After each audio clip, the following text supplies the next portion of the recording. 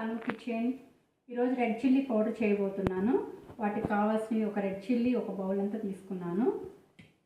Rock salt 1 spoon rock salt, castor oil ఆముదం 1 spoon. 1 day టోటల్గా ఎండలో పెట్టుకున్నానండి. రెడ్ చిల్లీస్ని మిక్సీకి వేయబోతున్నాను. రాక్ సాల్ట్ మిక్సీకి వేసుకున్న కారం మొత్తం బౌల్లో తీసుకోవాలి.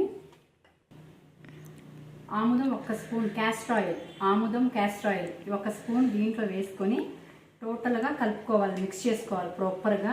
కలర్ చేంజ్ అవ్వకుండా ఉంటుంది, మనకి పురుగు పట్టకుండా ఉంటుంది, చాలా ఫ్రెష్గా ఉంటుంది. ఇలా ఆముదం వేయటం వల్ల చాలా హెల్దీ అండి.